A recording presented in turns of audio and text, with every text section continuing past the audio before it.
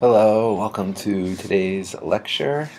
Sorry it's been so late in getting it up. We've had um, issues with, obviously Alexandra being out of town, and then also, this past week has been my fault. My computer's been having crazy issues. A couple of things before we began. Obviously, we're a couple weeks behind, which means we have to do a little bit of catching up.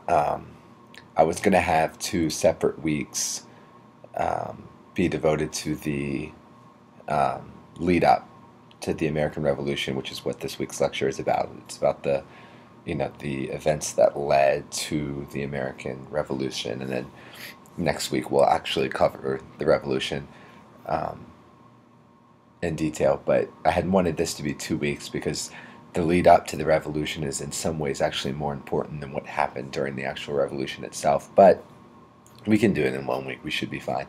It'll just be a little bit longer than usual, perhaps.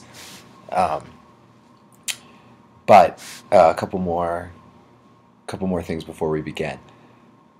Everything up until this point will not be on the midterm, for the reason that the purpose of the first month was just to get used to. I recognize that up until this point, you've probably thought about history a little bit different than the way that I teach it. And, I've said before that I'm not interested in facts and I'm not interested in dates, and I don't really think that's what history is all about. And so I know that it can be a little bit tough to train yourself to think about history differently than maybe you have before, and to think of it in terms of significance instead of in terms of dates or facts or what actually happened. And so the first month was mostly trying to get ourselves used to thinking that. Also, it's not going to be on the midterm because the United States hasn't started yet, right? We're starting now. Obviously, there were important things that have happened, but um, that's not true. The only thing that will be on the midterm will be a little bit about the French and Indian War potentially.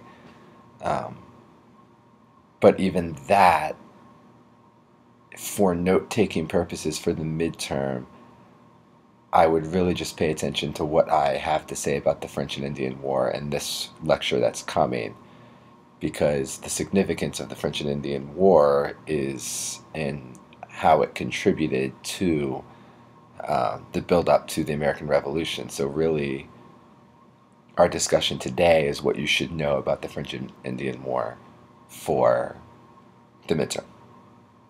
Does that make sense? Great. Any questions? Great. Just kidding. Um, the other thing is, there was an assignment that was posted about the French and Indian War lecture. The last lecture that we gave, there was an assignment that went with that. You can ignore that. Don't worry about turning that in. There will be an assignment today, which again won't be graded. It will be simply for credit. You turn it in, you get credit. I'm giving the assignment because um, I want to see where you guys are at as far as understanding and comprehending the material. Um, and it'll let me know what sorts of things we need to work on for the midterm. So just keep that in mind. It'll be an assignment. Turn it in, get credit for it, and hopefully we'll all be on the same page.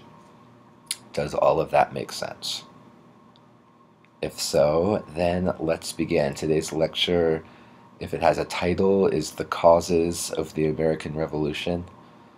Along with the lecture, you guys should have already opened the document that is basically an outline for the lecture. Um, it it should be useful for note taking. You can essentially take that Word document and then add your notes to it. So maybe, edit it a little bit and give yourself more space in between each of the terms, and then you can just take notes underneath those terms, if that makes sense. So for instance, the first thing that we have is the Enlightenment, and then 4 terms: social contract, limited government, consent of the governed, and separation of powers. And so when I made the outline, obviously that's only one space in between all of those things. I pressed enter once, but if you open that document and enable editing, then you can give yourself more space in between each of those terms. Um, and then all of the subsequent terms as well, and you can take notes within that, or you can take notes on a separate document if that's what you'd rather do. Um, Either way, if you use that to follow along, it should aid in your ability to take notes. This is, if I was teaching in class, these are essentially some of the things that I would be writing on the board, so that we would all be on the same page as far as what it is I'm talking about. So, when talking about the causes of the American Revolution, it's important to keep in mind that there are philosophical causes, and then there are actual causes, in the sense of events that actually happened that precipitated the revolution. You have those. They're actual things that happened that helped cause the American Revolution, and then there are philosophical causes, which contributed to the American Revolution. So at times we'll be talking about philosophical causes, or ways that the colonials were, or the colonists rather, were thinking, and the changes in their thinking and those sorts of things. And those are causes just as much as actual events are causes. But just keep in mind as we go through these, some of these things you'll see. The third thing on there is the Proclamation of 1763. That's an actual event that happened. Actually, most of these, the Tea Act in 1773. Those are actual events. But then we see things like the Stamp Act Congress. Yes, that was an actual event, but why was it important? It's important philosophically, as far as no taxation without representation. Anyway, we'll get to all that, but just keep in mind some of these things are going to be philosophical, some of these things are going to be actual events. So the first cause, and I kind of just put it there in chronological order, the first cause is really the Enlightenment. Um, the When we think about the founding fathers, when we think about the people that led the American Revolution, and you think about George Washington or Thomas Jefferson or Thomas Paine or Patrick Henry or any of these guys, that's who we think of when we think of, well, who led the American Revolution? And so what we have to do when we look at those people is realize their way of thinking was not united based on their geographical locations, right? I mean, George Washington and John Adams lived in such completely different worlds geographically and socially that they might as well have had an ocean between them. The differences between Virginia and New England at the time they were completely different cultures. And so what united them was not necessarily the fact that they both happened to live in the colonies. And that becomes more obvious after the Revolution, once we have 13 states, once we have the Articles of Confederation, and then the Constitution, and then it becomes more obvious the differences in these 13 states, and how that would affect America for the next 100 years. Those differences became very obvious, but they existed before. And so what was the cause then that had them think so similarly, even though they were in completely different social settings? Well, the main thing rather, that influenced all of these different people's thinking was the Enlightenment, and specifically the governmental theories that came from the Enlightenment, and specifically John Locke. I mean, John Locke was a English philosopher who is called the father of the Constitution. I mean, a lot of the Constitution and a lot of our theory of government comes directly from John Locke. I mean, Jefferson was a huge Lockean fan. And so those next four things that you see are kind of the four key components that went into influencing the way that the founding fathers thought about government, and thus the way that they thought about the crown and the way they thought about Great Britain. And so they had these kind of four ideals that then they used to compare Great Britain to. So you have these four ideas: a social contract, limited government, consent of the governed, and then separation of powers. First, you have the social contract, and that idea is, I mean, simplistically, it's just the idea that the government makes a contract with the people, and the government makes a contract with the people, and then people make a contract with other people to create society, right? It's a social contract. I am contracting to live in such a way that I won't disrupt society. And so the reason that we have laws is because as a whole, society has agreed to have laws. So then if one person breaks the law, then the rest of society says, nope, including the government or normal people both, say, no, you broke agreed upon social constructs. We're not letting that happen. We're going to put you in jail or hang you or, whatever the crime deserves. And so how does that then relate to causing the revolution? Well, the founding fathers looked around and said, how have we made a contract with people who literally have nothing to do with us?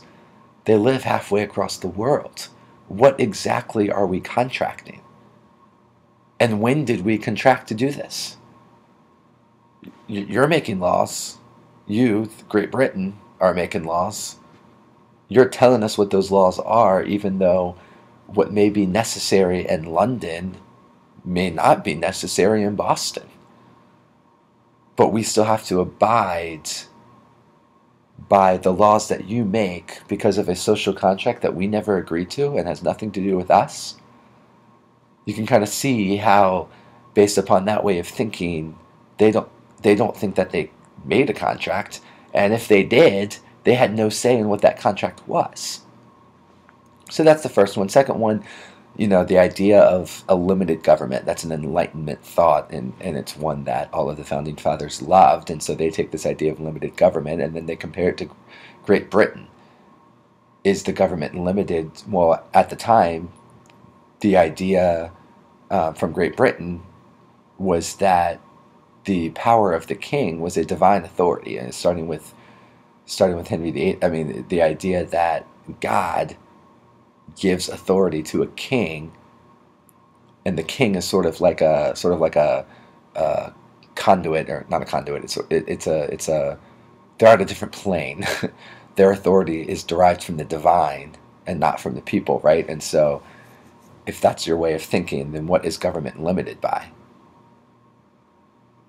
Essentially nothing. I mean, if the king gets his authority from God, then what the king says is what God says. So if the king says, I am the state, as Henry VIII said, then by golly, Henry VIII is the state, regardless of what Parliament says or regardless of what the people say, and so the government is not limited, and if it is limited, it's only limited to itself. It's only limited because the king has decided to limit himself.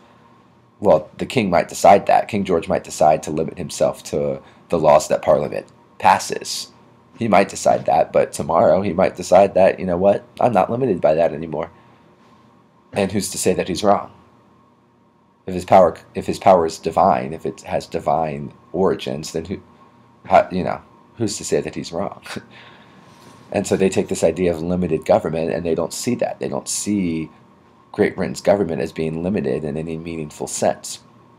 So then the third thing, the consent of the governed, is a related thought to limited government, and then you can kind of see the same idea. To Great Britain, the consent of the governed is not what's important, right? I mean, what's important is that the authority does not come from the governed consenting to be governed.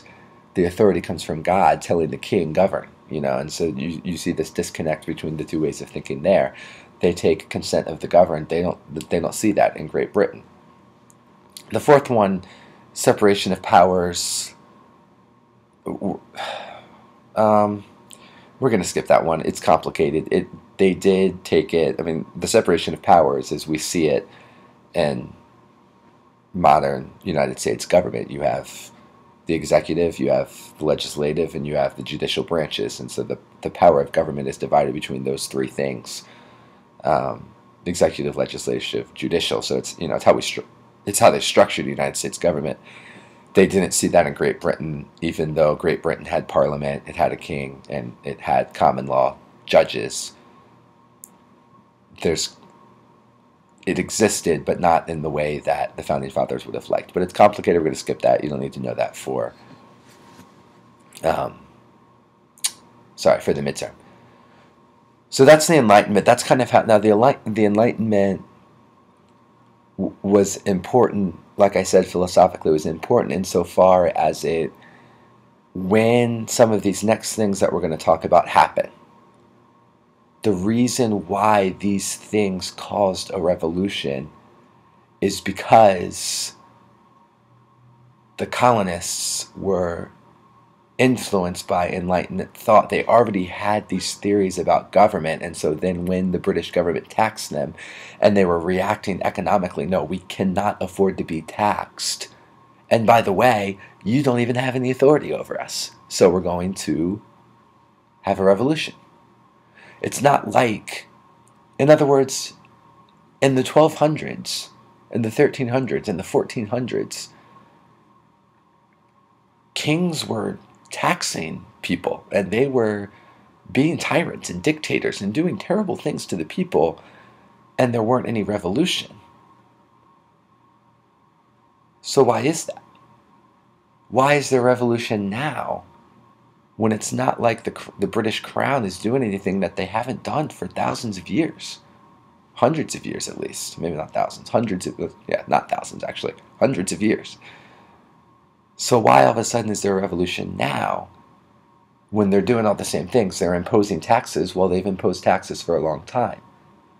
They're responding to colonists by shutting down a harbor. Okay, yeah, sure. They've done things like that all the time. So why is there a revolution now? Well, there's a revolution now because 500 years ago when they did these things, there wasn't the theory of government that the Enlightened created in anyone's mind. No one was thinking, wait a minute, government's authority should come from the people, not from God. So you don't have a right to make that tax. In the 1300s, they weren't thinking that way. They were thinking, well, yep, his authority comes from God, and so he can take away half my food if he wants. And there was no revolution. Whereas now, because of the Enlightenment, because they have these theories of government, then when the British did something that annoyed them, they responded by revolting. Think about it in these terms. Even after all of these things that we're going to look at happened, even after the Sugar Act and the Stamp Act and the Tea Act and all of these taxes were imposed, the colonists were taxed at a lower rate than anyone else in the entire British Empire. Keep that in mind. They said no taxation without representation, which is a legitimate thing. And it's a legitimate theory. And it's a legitimate gripe. But keep in mind, no one else in the British Empire was revolting. The Americans were, even though they were taxed less than anyone else. Why is that? Well, it's because they attached themselves to these theories of government in a way that no one else did. And so then when these taxes came, they already had the idea that you don't have the authority to be doing this anyway. So that's why the Enlightenment's important. Let's move on to an actual event, the French and Indian War. We talked about this in our last lecture. As a review, why was the French and Indian War important? One, because colonists were a lot of the British Army. The colonists were a lot of the reason why we beat the French, right? I mean, we were the ones fighting. George Washington was leading us into battle. It was colonists that did a lot of the fighting, and that won a lot of the victory. And so it solidified this sort of independent way of thinking, like, yeah, we're awesome. Look what we did. We fought the French, and so it started creating the colonists started to have an identity that was separate from Great Britain. And so that's the important first thing to remember is identity. we have an identity as Americans, not an identity as English or as Anglo-Saxon. I mean, we're still Anglo-Saxon, but you get the idea, Anglo-Saxon English. Our identity is now something separate. It's an identity as colonists, and it's an identity as American. And so, and a lot, and that happens. I mean, you see that in World War II, we get a lot more patriotic. 9/11, we get a lot more patriotic. When these big events happen, the identity solidifies around, no, American, American, not necessarily English, with a certain group of people. And so that's the first thing. The second thing, though, and the more important thing, is that during the course of the war, Great Britain racked up a lot of debt. Similar to us right now. We go to war Iraq, we go to war Afghanistan. All of a sudden, I mean, we had a huge debt anyway, but now we have an even bigger debt, and now we're seeing some of the problems and how are Mitt Romney and Barack Obama both responding. We got to get the revenue somehow, right? I mean, it's not coming out of thin air, and so taxes are a way to respond to that, right? And so the point is that the French and Indian War made Great Britain rack up a huge amount of debt, and they had to respond by generating revenue somewhere. And so that's why the French and Indian War was important, and that's how it was kind of the first actual event. Besides, Enlightenment came first. There was philosophical reasons for the American Revolution that predated the French and Indian War, but it was the first real event, because if they hadn't racked up all that debt, up until that point, the colonies weren't costing Great Britain money, right? I mean, if anything, they were helping Great Britain economically because of the trade and because of the goods that they were shipping back to England. And so there's no reason to have these taxes of the colonies. They were already generating revenue. So if the French and Indian War doesn't happen, and if Great Britain doesn't rack up that debt, then they don't have to impose taxes. And therefore there wouldn't have been that spark that created the fire of the revolution. Like, it's fine to have these philosophical Enlightenment social contract. Okay, that's all well and good to know all of those things intellectually, and as you're sitting in your nice house with your nice dinner, oh man, Great Britain doesn't have that much authority. Why do we even listen to them? Oh, I'm going to drink more of my wine because I'm rich. You're not going to go out and fight a war when you don't need to, right? And so, even though they were thinking all of these things from the Enlightenment, if the French and Indian War doesn't happen, and if Great Britain doesn't have to impose taxes, then it never really would have mattered, at least for a long time, at least until something else happened that caused them to have a huge debt, right? And so the French and Indian War, in that sense, was sort of like the foundation that created the debt, that then created the taxes, that then created the war. And so that's why that was significant there. So then what happened after the French and Indian War? Now Great Britain has this debt, right? We've established, and so they need to generate revenue somehow, right? And so what happened from there? Well, first, even before some of the taxes started coming, there was the next thing you see on the list, which is the Proclamation of 1763. What was this? Well, essentially, what it said was that it prohibited settlement beyond the Appalachian Mountains. So it kind of set the line of the Appalachian Mountains. You can't inhabit land, colonists, any further west than the Appalachian Mountains. That's where we're kind of drawing our line. And they did that even though we had just won a bunch of land from France. So it's not like the opportunity wasn't there. They just didn't want us to. Well, why didn't they want us to? The reason there are a couple reasons, but a lot of it had to do with regulating relations with Native Americans. Who had mostly fought with the French. Great Britain didn't want more issues with them, right?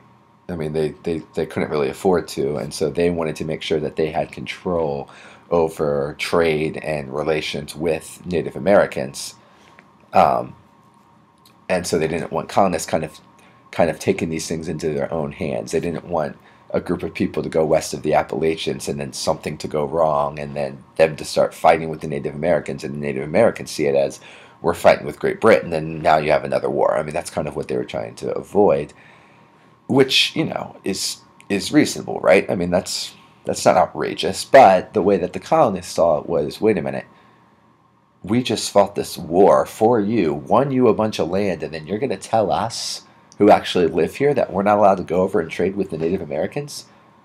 So we have to do all of this work, and then we don't get any of the benefits? You can see how that would make you very upset, right? I mean, if you go to war and you fight and you win, and then your government tells you, "Oh, let me shake your hand. Good job. Now go home and sit at home." Well, what do I get? Oh, don't worry about that. You get a thank you. That would make you pretty upset, right? And so you can kind of see both sides. It wasn't unreasonable for Great Britain to want to regulate trade, right? I mean, that's one thing that a government does. It regulates trade. But it's also understandable that the colonists would think, we just won. We just won. We fought, not you, King George. You sat on your throne in Great Britain, and you're going to, from sitting over there, tell us, by the way, you can't move over there and take that sweet, awesome land that's just ready to be taken?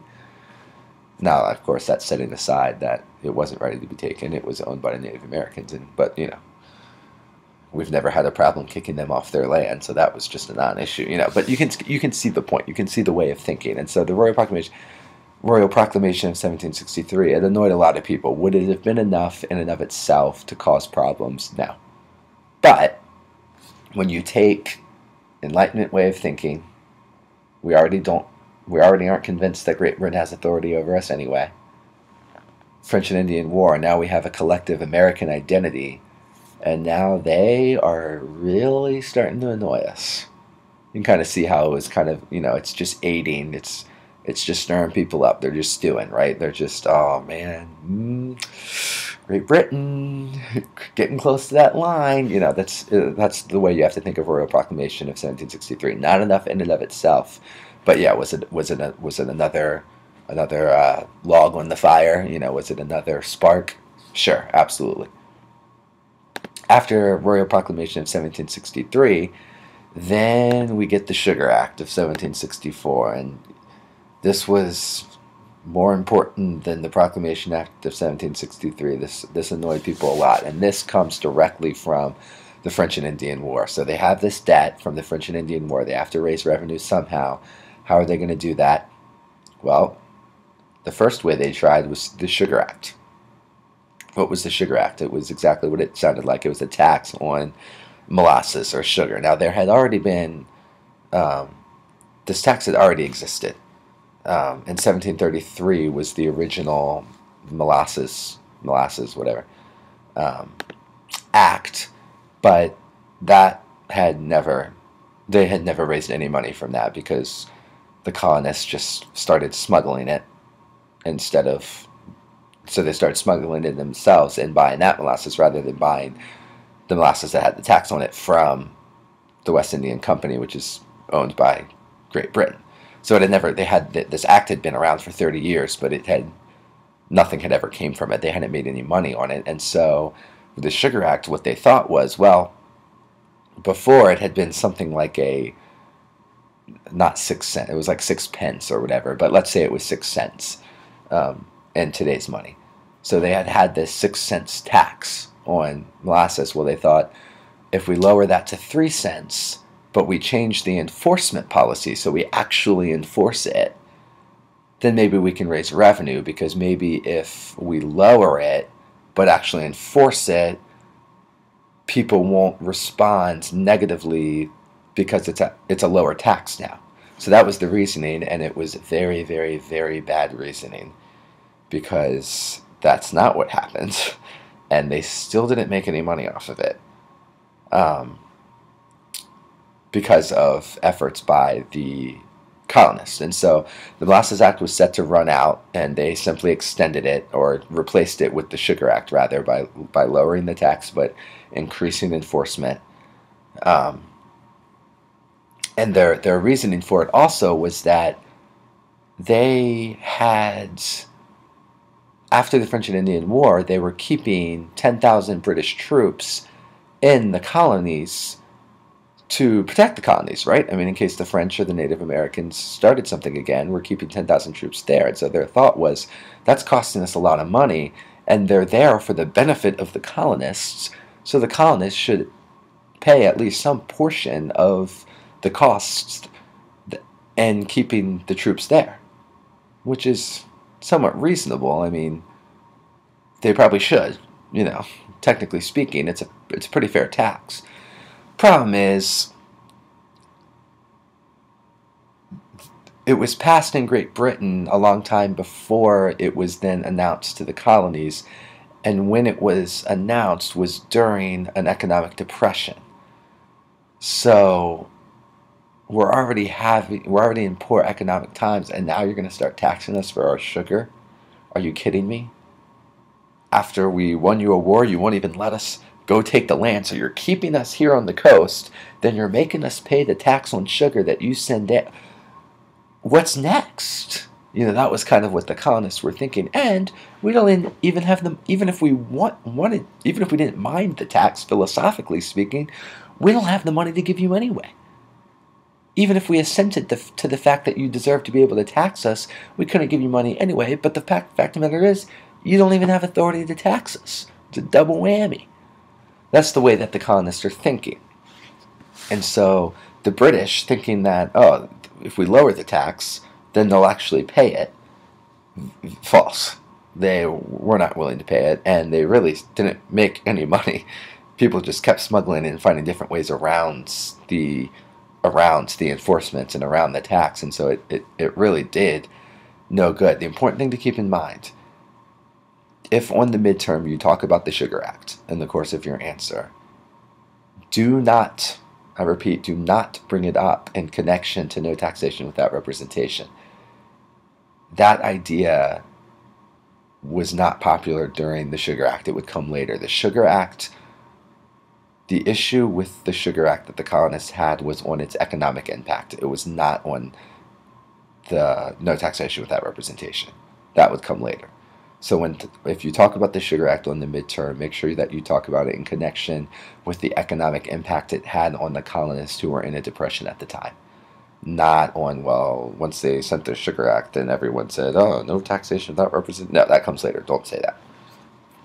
Keep that in mind. So, Sugar Act. Problem is, like I said, they try to pass this, try to raise revenue. It doesn't work because they still didn't raise any revenue because the colonists found a way out of that. So what came next? What came next was another effort to generate revenue to deal with this debt that had been racked up with the French and Indian War, which, as you see, is the next item on our list, which is the Stamp Act. Well, what was the Stamp Act? The Stamp Act, as I said, was another effort to generate revenue, and what they basically said was that any printed materials had to be printed on stamped paper that was produced in London. So you think about a stamp now that you put on a letter. Here's 42 cents. I'm sending this letter, whatever it is now, probably more than that now. I'm sending this letter, and the stamp, right? And so the stamp in London wasn't a stamp like, here's a stamp, I'm going to stick it, lick it, and send it on this letter. It was, bam, stamped paper that then they sell to Americans. But that stamp essentially said the same thing that a stamp now, which represents 42 cents. It said essentially the same thing. This paper is more expensive, and you have to use it to print anything on it. You can't just take your paper that you've produced there in America and that you're buying for 1 cent and then use that for your newspapers. You have to buy all of this paper, which you're buying for 10 cents, and print your newspapers on that. So it essentially forced people who were making legal documents or magazines or newspapers or anything official, really, to buy this stamped paper, which was more expensive, which would generate more revenue, right? And then the problem is it not only affected newspaper makers, but obviously if you're printing a newspaper and now you're having to spend $100 in paper instead of $10 in paper to print all of your newspapers, where you got to turn around and all of a sudden it's not a penny for a newspaper, it's 3 pennies or whatever. And so it affected everyone. It didn't just affect the newspaper makers, it affected all the people who were buying newspapers or buying magazines or whatever the case may be. And so now we talked about no taxation without representation. That is where the Stamp Act is where no taxation without representation becomes a big deal. And it becomes a big deal this, which you'll see right below that, which is the Stamp Act Congress, and which that was essentially, so that was what the point that the Stamp Act Congress was making in petitioning King George. So the Stamp Act Congress was kind of the first official Congress in the colonies, where a group of people got together and said, we're sending a grievance, we're sending an official petition to King George to not levy this tax. The basis for that was the idea of no taxation without representation, which some historians, including not myself, but some historians would argue that no taxation without representation was the single biggest reason for the American Revolution. I don't think it is, but it's certainly one of the biggest, if not the biggest, which there are really, really smart people who argue that it is. Huge issue. The idea, obviously, is that the colonists had no representation in Parliament. Parliament was taxing the colonists. And so even though the colonists were not represented in Parliament like the rest of England was, Parliament is still imposing taxes on the colonists. There's no representation, but there is taxation. And what the colonists were saying was, no, the only time you have an authority to tax us is if we're represented in the Parliament, right? And so the only group of people that has authority to tax the colonies are the Congresses or are the legislative bodies in the colonies, because we're represented there. But that's not what was happening. Parliament was taxing the colonies. Whereas the colonies were saying, no, you don't have that authority. There is no taxation without representation. It's a fundamentally unfair thing for a group of people in England who are all represented. I mean, if you look, all the different districts and counties in England, they all have elected representatives in Parliament that are representing their interests and are saying, no, you can't raise the tax on grain because it hurts my farmers in this rural district. That England's able to say that. No one in the colonies are able to say that. We have no elected representatives in Parliament. No one's over there saying, you don't understand. You can't raise taxes on sugar because it will absolutely kill the town of Boston that trades in sugar for fish all the time. And that's the basis of their market. It's going to kill these people economically. So you can't do that. I'm voting against it, and I'm convincing all my boys in Parliament that can't happen, right? Because we have no one in Parliament doing that, because we didn't elect anyone to go to Parliament, and we're not represented in Parliament, and therefore you can't turn around and tax us. It's fundamentally unfair, and government can't work that way, otherwise it doesn't work at all. That's the argument. No taxation without representation. Again, you don't have to repeat that argument on the midterm. What you have to know is that the colonists believed that unless they were represented in the English government had no authority to tax them at all. So not only do you not have the authority to impose these new additional taxes, you don't have the authority to collect taxes from us that you passed 50 years ago. You can see how this would concern the English government. All of a sudden, the colonists are claiming that we have no authority over them to levy taxes. And if we don't have authority to levy taxes, well, then we're one step away from not having authority to enforce law, from not having authority to do anything, right? I mean, we're close to a revolution. I mean, that's the way that England is taking it. These guys don't think we can levy taxes. Well, what do they think that we can do? You can see how this was a huge, huge deal and a huge, huge issue, especially in connection with the Sons and Daughters of Liberty, which are often called just the Sons of Liberty. But that's because a lot of American history has been very paternalistic, let's put it that way, or chauvinist, or whatever you want to call it.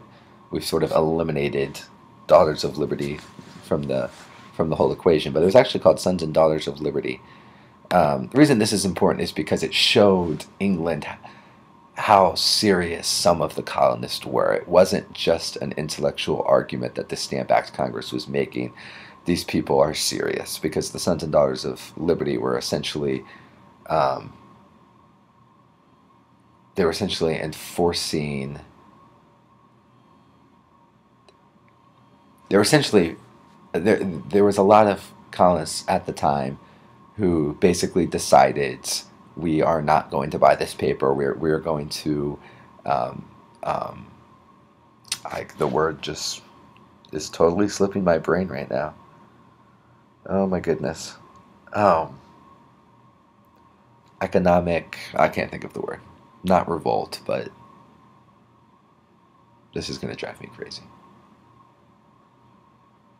Ugh. Let me see if I have it in my notes somewhere. I don't have it. I don't think.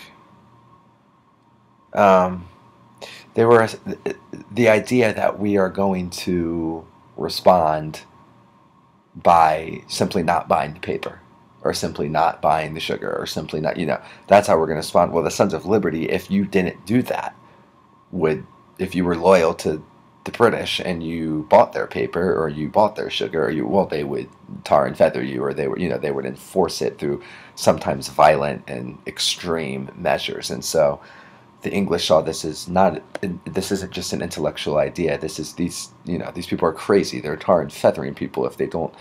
I mean, if they actually buy paper from us. I mean, for crying out loud, And so it scared the British. It wasn't just an idea. There was actually some force behind it.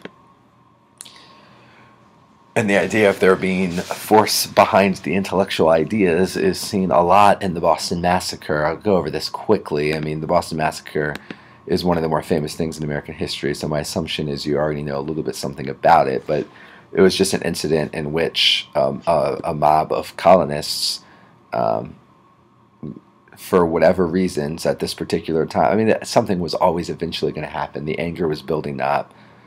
This was going to end poorly, and it did.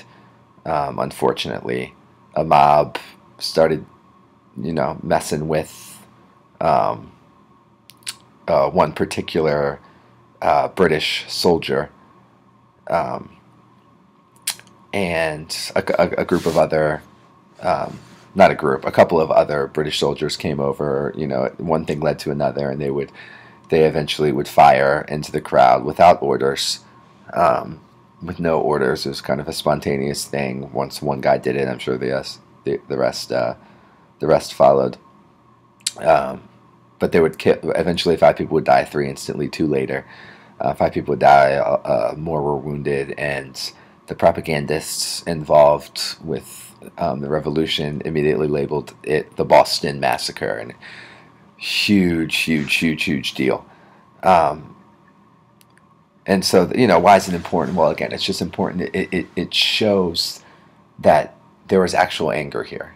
This is going to end up badly. This is going to end up in a revolution. We are not just writing intellectual treatises that are interesting for scholars and academics. No, people are serious. This is going, one way or another, this is going to end badly. This was the point where a revolution's coming.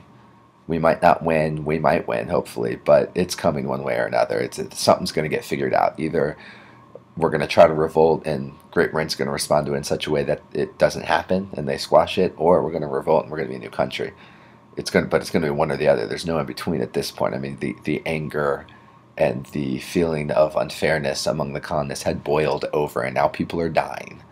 And now we're attacking soldiers, and now soldiers are responding by randomly firing into a group of unarmed people. I mean, this is getting out of control, right? That's what the Boston Massacre did. One interesting note, not going to be on the midterm, but it is interesting. Gave the soldiers a fair trial. Guess who defended them? Do you know? John Adams, second president of the United States, huge patriot, huge reason why we revolted. John Adams was the one who defended the soldiers. I think that says something about his character. Anyways, I think that was interesting, but you don't need to know that. It's for what it's worth. The next big event that came was the Tea Act. This is 3 years later in 1773.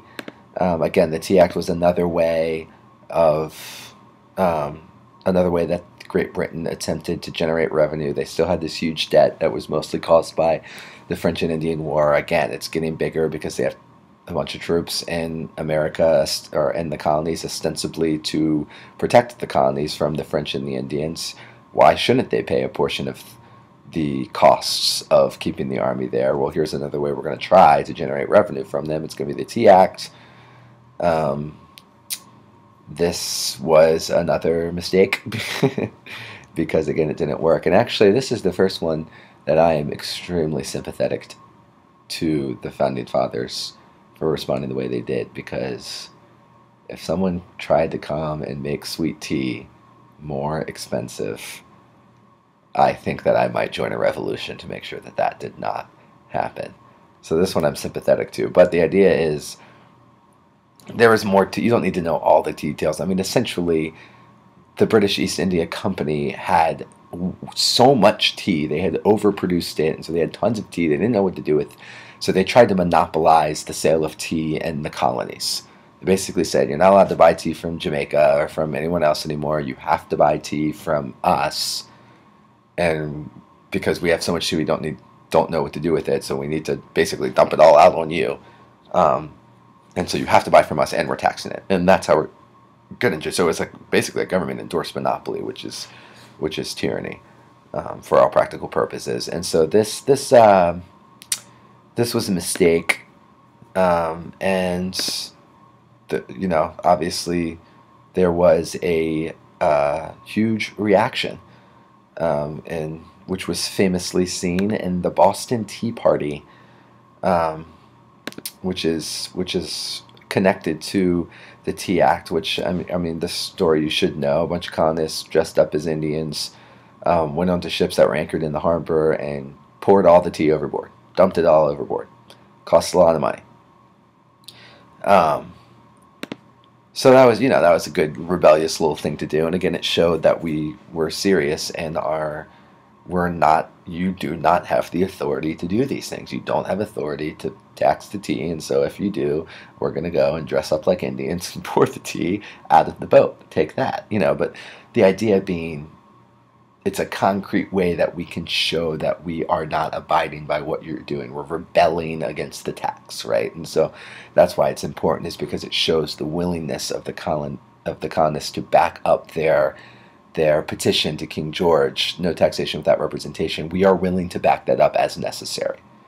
That's why it's important. Well, then, Great Britain responded by passing the Intolerable Acts, which are, as you'll see, item B under the Tea Act, which was a direct response to the Boston Tea Party. As an aside, and this isn't, you don't need to know this for the midterm either, but apparently, historical legend has it that King George was furious about the Boston Tea Party, which you might think, oh, well, yeah, of course he was. People weren't doing what he said. But King George didn't get furious ever. And he wasn't furious when, the other two things failed too. They didn't get money from the Sugar Act. They didn't get money from the Stamp Act because of responses and smuggling and all of these different things that the colonists were doing. And it didn't, he didn't get actively furious about it. He was probably like, well, why are they smuggling? They're a bunch of idiots or whatever. But he was not. When he heard about the Boston Tea Party, apparently, historical legend has it that he was absolutely furious. Now, that might be because he was bipolar and crazy, and so random things made him angry, but I just think that's interesting. But anyway, the response, besides King George getting furious, was the Intolerable Acts, direct response to the Boston Tea Party. And essentially what it did was it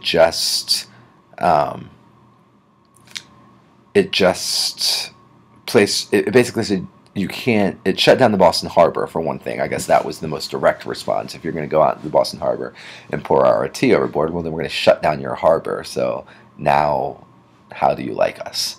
It's sort of childish response. But so they shut down the Boston Harbor, but they also say that you can't have town meetings. They saw the Boston Tea Party as a result of a group of people coming together in a town meeting. How should we respond? And they saw it as the dangers of mob mentality, that some lunatic in the town hall meeting said, what we should do? We should dress up like Indians and we should take all of their tea and throw it into the ocean. That's what we should do. Oh, yeah. Oh, Beauty and the Beast. Let's light our torches and go kill the beast. Mob mentality taking over, and all of a sudden, a bunch of people who are otherwise rational and reasonable got caught up in this fervor of the moment and went and did something dumb. That's how they saw it. And so to prevent that, they figured, well, hey, let's just not let them meet together. And then they can't have mob mentality, right? I mean, completely absurd that you would even try to tell people you can't gather together in town meetings. What? I mean, that's it's just a tyrannical thing to say, and it was outrageous, and the colonists saw it as outrageous. And so, what happened from there? Well, what happened from there was the First Continental Congress. It was a direct response to the Intolerable Acts. So the Boston Tea Party, direct response to the Tea Act. Intolerable Acts, direct response to the Boston Tea Party. First Continental Congress, direct response to Intolerable Acts. So you can kind of see the importance there as it led to the American Revolution, is that these events are directly leading one to another. And then First Continental Congress, obviously, huge deal. So what was the First Continental Congress? Well, it was a meeting of representatives from all of the colonies except for Georgia, which was having issues with Native Americans and needed the British Crown to help them. And so they didn't want to be seen joining this Continental Congress in case the British Crown said, well, then good luck with those Native Americans. And so they didn't come, but everyone else did. And the response of it was there was two important things that the First Continental Congress did. One, they petitioned King George III to repeal the coercive acts, and in the meantime, they boycotted. That was the word I was trying to think of earlier. Anyway, in the meantime, they boycotted British trade, and so that was the first thing: boycott trade. Petition King George III to repeal the Intolerable Acts, or else we'll keep boycotting the trade. And then secondly, if King George III doesn't respond the way that we want him to, we're having a Second Continental Congress. So those were the two things. One, petition King George to overturn Intolerable Acts. And two, call for a Second Continental Congress in case King George III didn't respond the way that they wanted to. And everyone was pretty much under the understanding that if a Second Continental Congress was to be called, that it would be for the purpose of preparing for war. That was just kind of understood. Well, King George III did not respond the way that they wanted him to, right? He certainly didn't respond by repealing the Intolerable Acts.